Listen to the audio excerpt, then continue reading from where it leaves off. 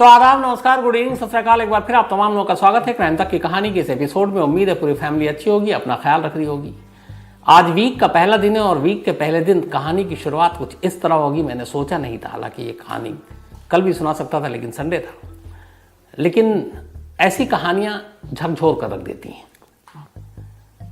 देश की राजधानी दिल्ली, इस वक्त उसकी पॉपुलेशन जो आबादी है करीब 2 करोड़, मतलब 2 करोड़ लोग इस दिल्ली में रहते हैं।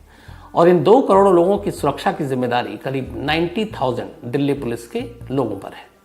90,000 पुलिस वाले, 2 करोड़ की आबादी। देश के सबसे ताकतवर लोगों का घर है दिल्ली, चाहे वो प्रेसिडेंट हो, प्राइम मिनिस्टर हो, जितने भी, होम मिनिस्टर हो, पॉलिटिकल हेडक्वार्टर है, पार्लियामेंट है।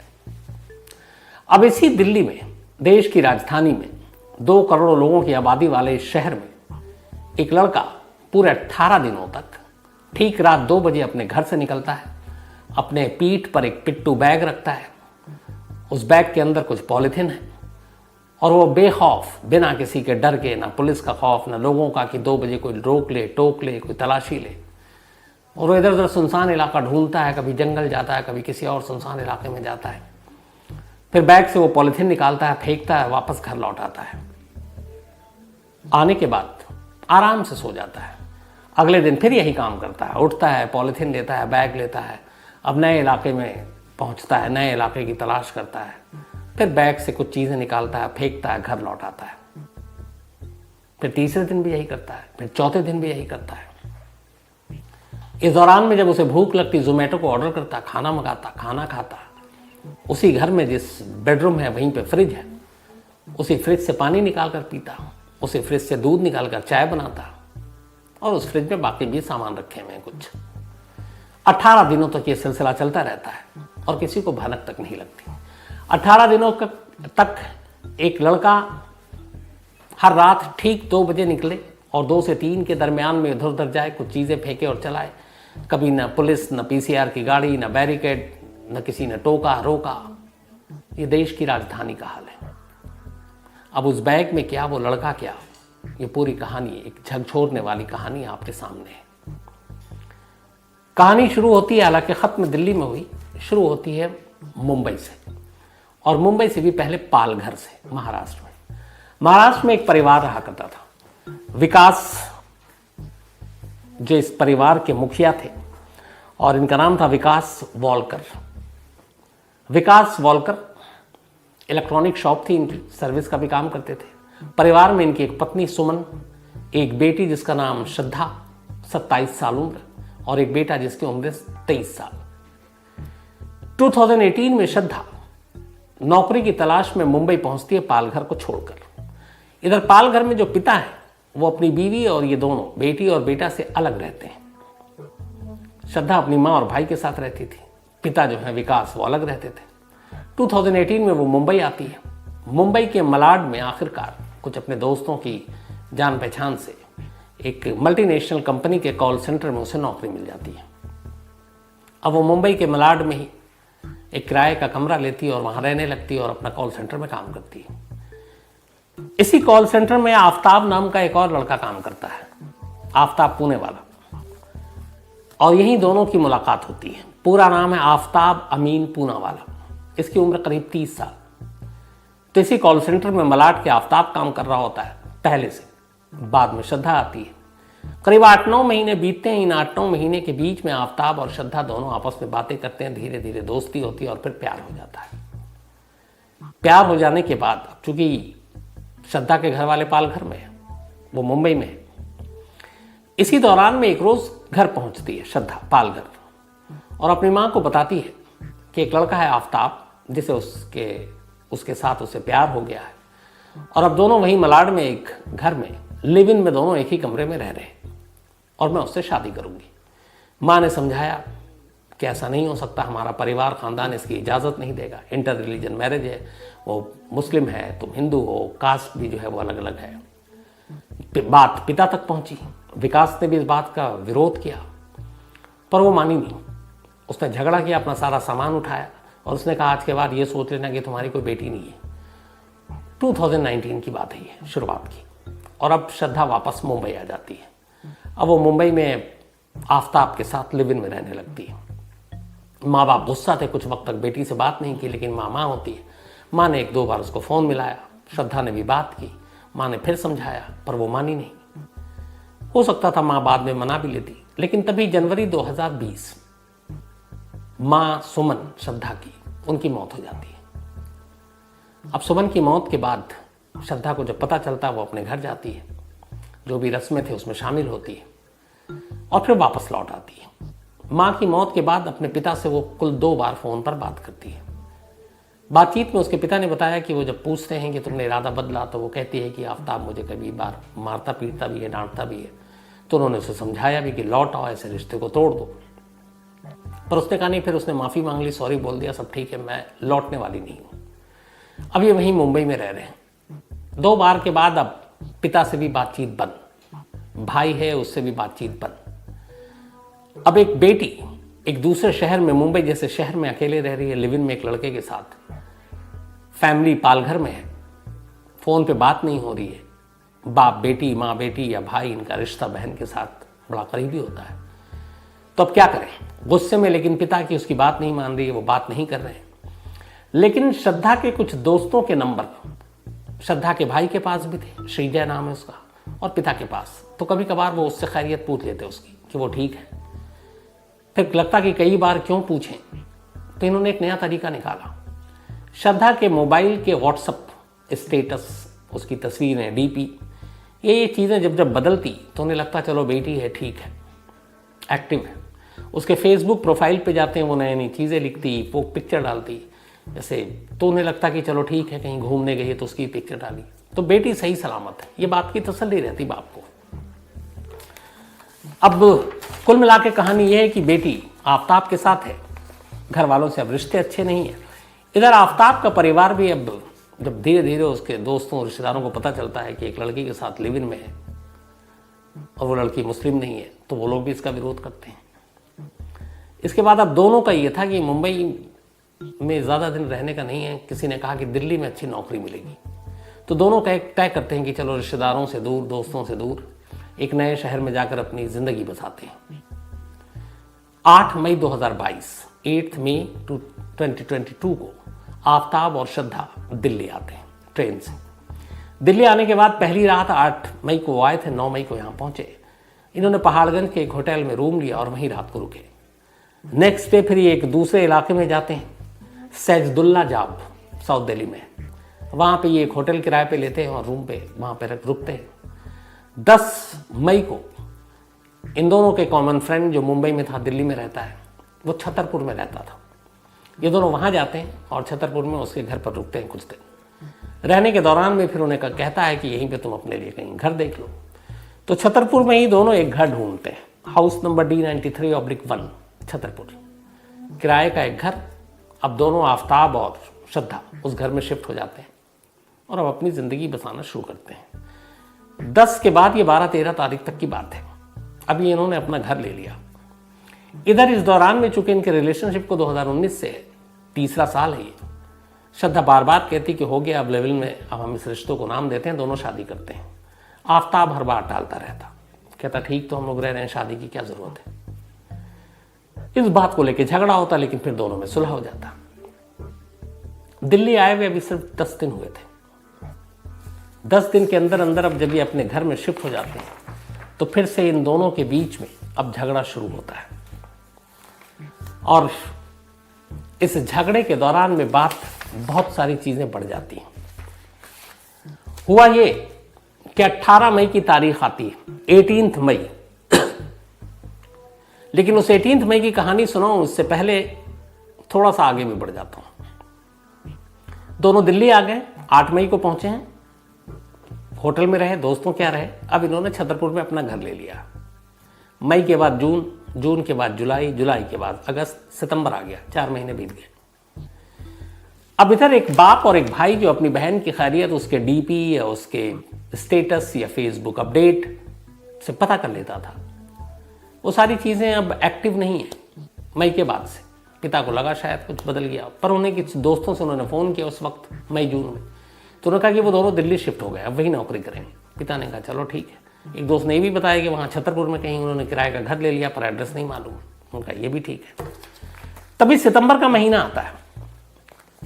सितंबर के महीने में एक श्रद्धा का दोस्त श्रद्धा के भाई को फ़ोन करता है और कहता है कि मैं श्रद्धा को लगातार फ़ोन करने की कोशिश कर रहा हूँ, उसका पिछले 2-2.5 महीने से फ़ोन स्विच ऑफ आ रहा है। क्या उसने नंबर बदल दिया? क्या तुम्हें कॉल किया? कोई नया नंबर हो तो मुझे दो। भाई कहता है कि हमारे पास तो कोई नंबर नहीं और हम भी कर रहे हैं तो मिल नहीं रहा। भाई घबराता है, वो अपने पिता को बताता है। अब विकास, उनके पिता श्रद्धा के, वो उस दोस्त का नंबर लेकर खुद बात करते हैं। कहते क्या तुम्हारी कब से बात नहीं हुई? वो कहता मैं हमेशा अक्सर 2-3 दिन में हमारी बात हुआ करती थी श्रद्धा से, लेकिन इधर 2-2.5 महीने से बात नहीं हो रही, उसका मोबाइल बंद है, कुछ समझ में नहीं आ रहा। ये सुनकर पिता घबरा जाते हैं। अब वो श्रद्धा के कुछ और दोस्तों को मुंबई में फ़ोन मिलाते हैं, उन सब का भी यही जवाब कि पिछले 2-2.5 महीने से श्रद्धा का मोबाइल बंद है और हमें कुछ समझ में नहीं आ रहा। अब जब उन्हें लगता है तो उन्हें एक मन में डर लगता है कि कहीं श्रद्धा के साथ कुछ हो तो नहीं गया। इसी के बाद वो वहीं लोकल पुलिस स्टेशन में अपनी बेटी की गुमशुदगी की रिपोर्ट लिखा देते हैं और पालघर में कि उनकी बेटी गुम है और मुझे डाउट है कि कहीं उसका किडनैप ना हो गया हो। तो अब उन्होंने वहाँ लोकल पुलिस स्टेशन में खबर लिखाई और ये भी लिखाया कि आखिरी उसके बारे में जानकारी ये थी कि वो मुंबई से दिल्ली गई है। तब पालघर के लोकल पुलिस स्टेशन में मुकदमा दर्ज। पुलिस ने कहा कि देखिए आपकी बेटी अगर छतरपुर गई है तो मामला दिल्ली का है और छतरपुर इलाका जो है वो महरौली पुलिस स्टेशन में पड़ता है, तो हम ये केस ट्रांसफ़र कर रहे हैं और दिल्ली पुलिस से हम हेल्प लेंगे। अब उन्होंने दिल्ली पुलिस को पालघर पुलिस ने भेज दिया कंप्लेन। अब इसके बाद दिल्ली में महरौली पुलिस स्टेशन में रिपोर्ट लिखा दी जाती है गुमशुदगी की। विकास जो श्रद्धा के पिता हैं वो दिल्ली पहुंच जाते हैं। दिल्ली आने के बाद 9 नवंबर अभी 5 दिन पहले वो महरौली पुलिस स्टेशन जाते हैं और जाकर कहते हैं कि ऐसी से उनकी बेटी है श्रद्धा, हमने वहाँ रिपोर्ट लिखा है, आपके यहाँ ट्रांसफ़र हुई और उसका कोई अता पता नहीं है, 2-2.5 महीने से मोबाइल बंद है। पुलिस डिटेल लेती है, तस्वीर लेती है, कहाँ रहते हैं तो बताते हैं कि ये है। फिर किसी तरह से आफ्ताब का नंबर भी मिल जाता है, पुलिस को वो नंबर देते हैं। अब छतरपुर में है लेकिन घर का पता नहीं मालूम है। खैर पुलिस आफ्ताब के मोबाइल को सर्विलांस पे लगाती है, नंबर चालू था, लोकेशन देखती है दिल्ली में ही था। इसी लोकेशन और मोबाइल के ज़रिए, इलेक्ट्रॉनिक सर्विलांस के ज़रिए महरौली पुलिस आफ्ताब तक पहुंच जाती है। आफ्ताब घर में था और जो घर था वो वही महरौली छतरपुर में जो डीएल घर का पता बताया आपको, वहीं रह रहा था। पुलिस जाकर पूछती है कि आपके साथ श्रद्धा रह रही थी, वो कहाँ है?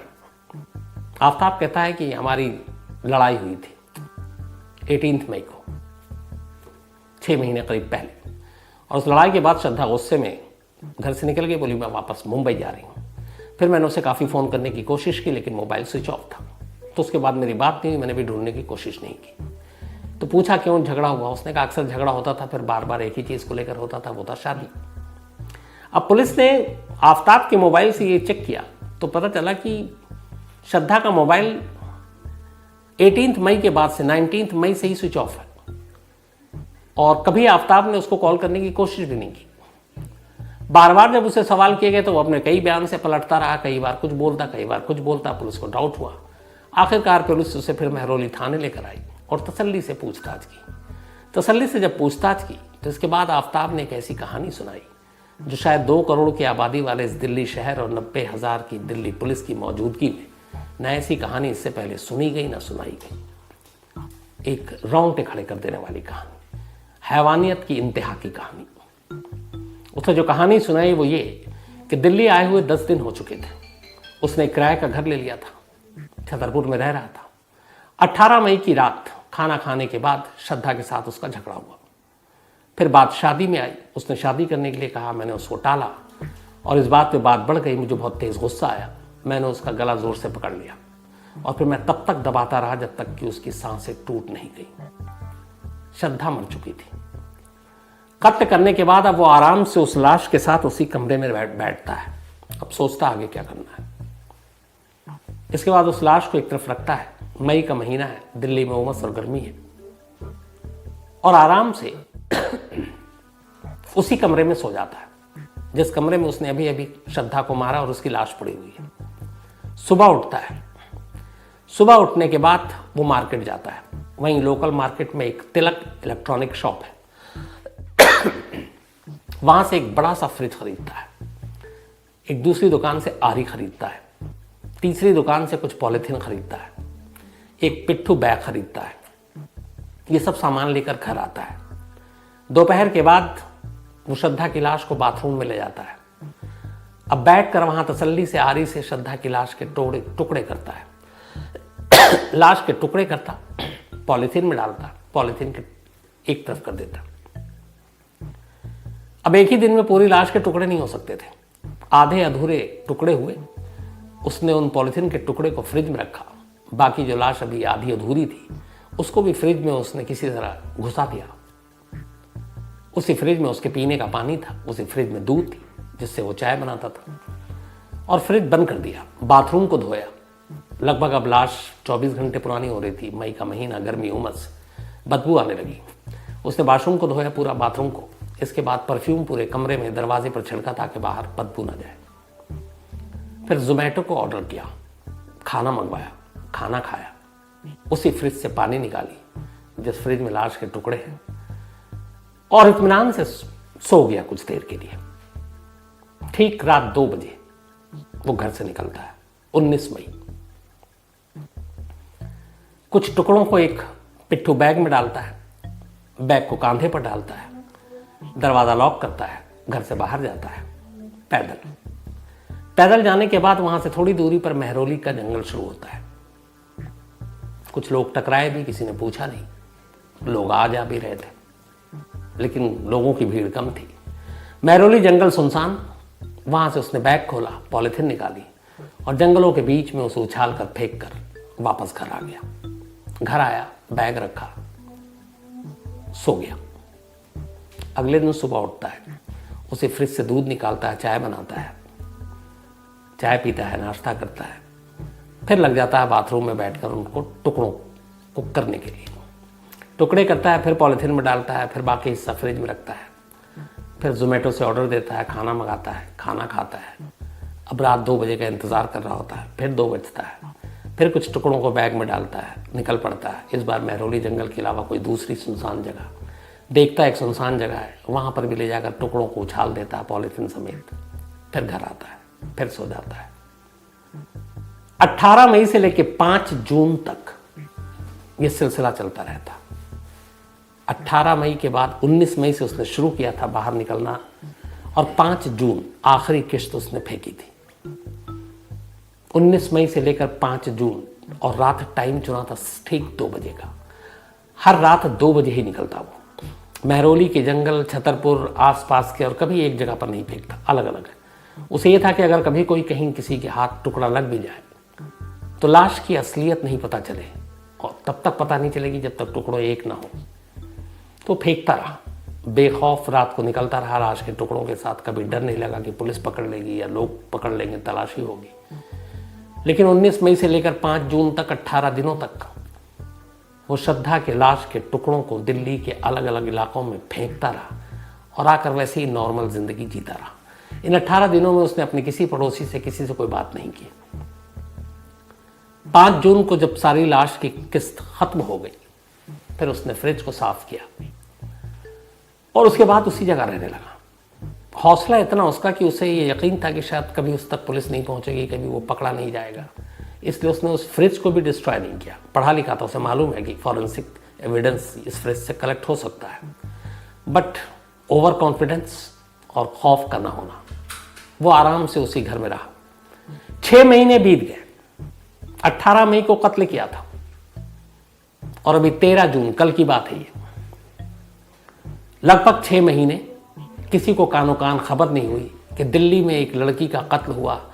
उस लड़की का एक घर के अंदर उसकी लाश के टुकड़े हुए।